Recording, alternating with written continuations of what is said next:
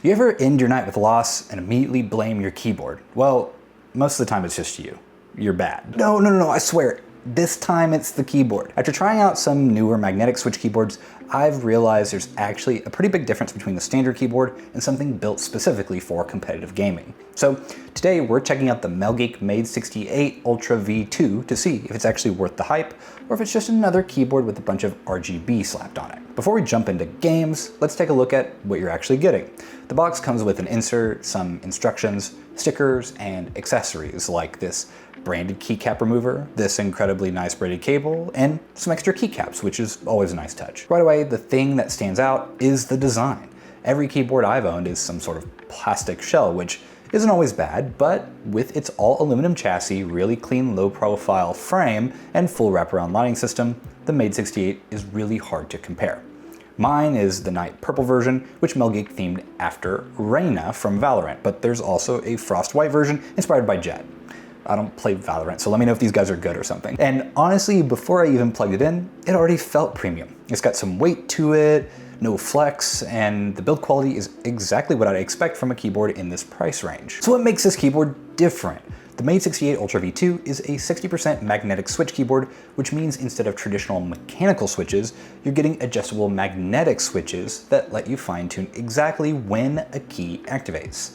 That opens the door for features like rapid trigger, custom actuation points, and much faster response times than a traditional keyboard. On paper, the specs are actually pretty wild. 8,000 Hz polling rate and 8,000 Hz scan rate, up to 0.125 milliseconds latency, adjustable actuation from 0.1 millimeter to 3.4 millimeter, and rapid trigger adjustments down to 0.01 millimeter. Whether you actually notice all those numbers in-game is another question, but we'll test that in a minute. Now let's talk about the thing that's impossible to ignore. The lighting on this thing is ridiculous. The keyboard has a 360-degree lighting system, and MelGeek's Hive 2.0 software gives you way more options than the usual rainbow wave effect. You can customize the lighting bars, swap out panels, create your own effects, sync lighting to music, and even use game reactive lighting effects. Even if you're not into competitive gaming, I could see a lot of desk setup enthusiasts buying this thing purely because of how good it looks on a desk.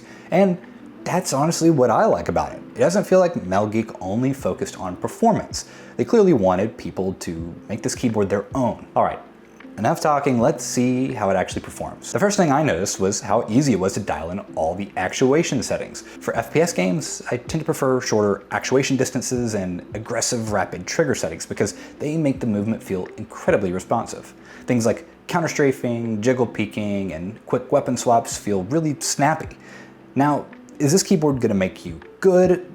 Probably not, but compared to a traditional mechanical keyboard, the movement definitely feels more immediate. One thing MelGeek talks about is their multi-controller architecture that's designed to handle key scanning and processing more efficiently. The practical result is even during rapid inputs and lots of simultaneous key presses, everything feels consistent. And I never noticed missed inputs, weird behavior, or anything that felt unreliable during my gameplay. Of course, not everyone buying this keyboard is playing shooters 12 hours a day, so let's hear how it sounds.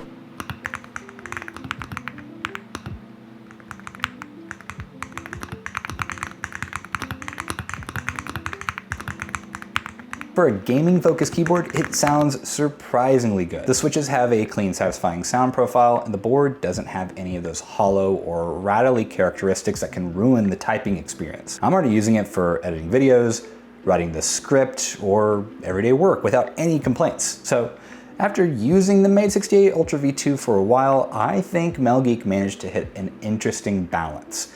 It's got the performance features with the competitive player in mind, like rapid triggers, magnetic switches, ultra low latency, and tons of customization. But at the same time, it doesn't feel like a keyboard designed only for esports players. The lighting, the design, the modular customization, and the overall build quality make it feel like something that belongs in both a gaming setup and a creator workspace. If you're an FPS player who's been looking at magnetic switch keyboards, this is definitely one worth considering.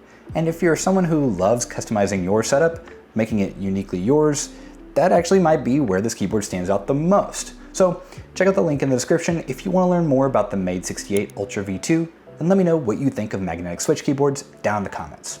And I'll see you next time.